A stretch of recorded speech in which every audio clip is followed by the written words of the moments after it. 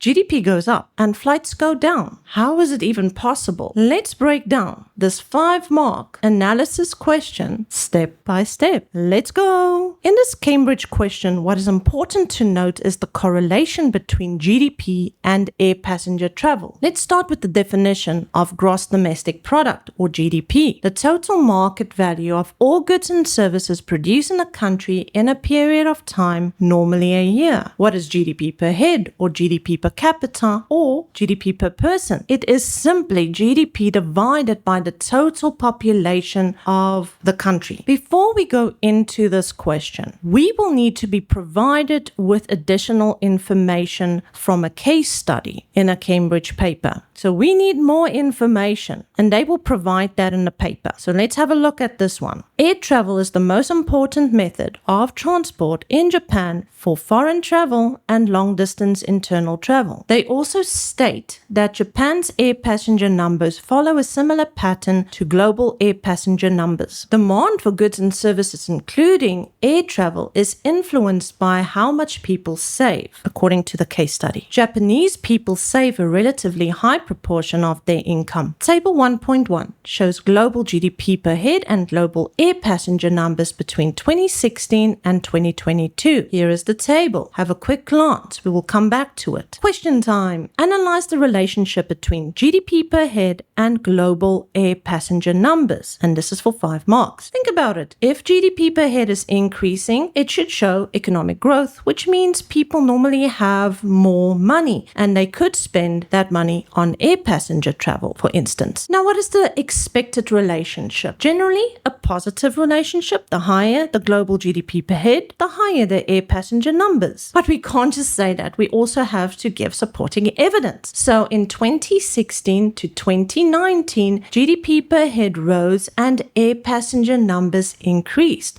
I'm not making this up, guys. Let's see. In 2016 to 2019, you can see that the GDP per head actually increased from 10,217 to 11,356. And from the air passenger side, it also did the same thing. It went from 3.8 to 4.5 increase. The analysis of this expected relationship. Higher GDP per head increases purchasing power or the ability to pay for air travel. As people get richer, they travel more for leisure and business. There's an exception. From 2020 to 2021, GDP per head rose, but air passenger numbers decreased. I'm not making this up. Let's have a look. So in 2020, it went from 10,884 GDP per head to 12,350. This is an increase, but unfortunately, what happened on the air passenger side? It went from 3.3 to 2.2. Analysis of this exception. This could perhaps be because there was a time delay in people gaining confidence in flying after a pandemic, or other influences on demand, such as airfares that are increasing, so the prices of airline tickets. If you like these PowerPoint presentations, I will be providing a link in the description to my community. YouTube believes you'd like this other video, so be sure to check it out as well. See you in the next one. Bye bye.